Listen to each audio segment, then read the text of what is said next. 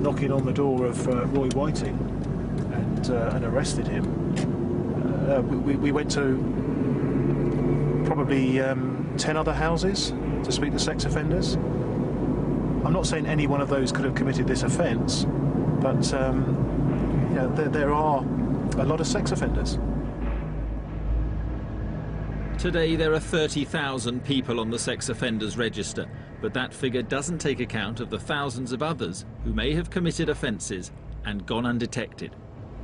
How do you effectively monitor those numbers? Do you put 24/7 surveillance teams onto them? It sounds great, but the resource implications of just looking at one sex offender to that level of scrutiny are enormous. Today, Sarah Payne is returning to Lewes Crown Court, the first time she's been back there since Roy Whiting was convicted for her daughter's murder in December 2001.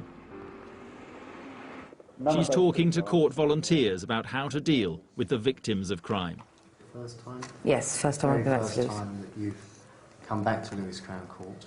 The events of the last few years have taken their toll on Sarah Payne. She lost her daughter, and she and her husband Michael are now divorced. The stuff that I do for Sarah's Law, many people have said to me, why don't you just walk away? It's obviously a price that's too high. The point is, if everyone does that, then nothing ever changes. You know, it's like, I'm doing this because I believe it's the right thing to do. She's sharing a platform with Martin Underhill, Tosh, one of the senior detectives involved in the case, to talk about their own experiences and the lessons to be drawn from one of this country's most notorious murder investigations.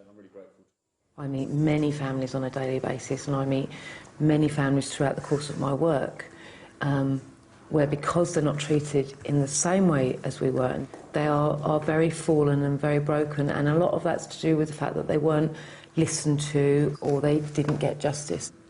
Tosh and I had a very honest relationship. I had asked Tosh in very, very early days, please be honest. Don't lie to me. Honesty is most definitely the best policy, don't you think? The most difficult time I had with Sarah was the honesty over Roy Whiting.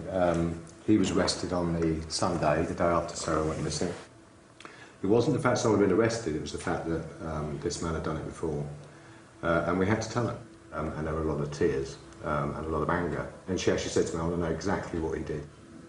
And that was awful. That was a very difficult moment. It was horrible to hear, but I had to know the details. And had Martin lied to me at that point, that would have been the end of our relationship. The girl was actually taken from Kingston Lane, wasn't she? No comment. In the years since Roy Whiting was convicted for the murder of Sarah Payne and sent to prison for life, there are still unanswered questions. Sarah, I want to help find her. To this day, Whiting has always refused to cooperate with the police. Yeah, no comment.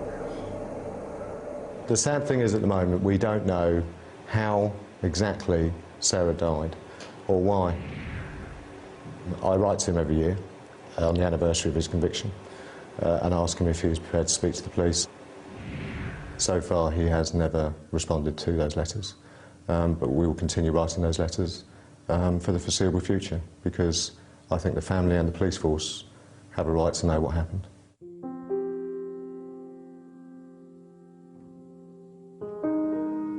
I'm used to having that pain in my life, so it's duller than it was, but it's always there.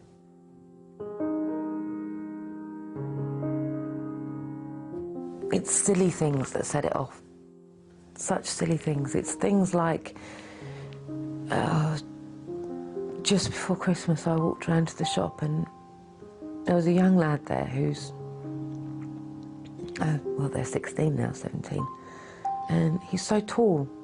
And he was Sarah's kind of boyfriend, if you like, you know, their first little boyfriend in school. And it was just, I was so upset when I got back, I just couldn't help but cry, because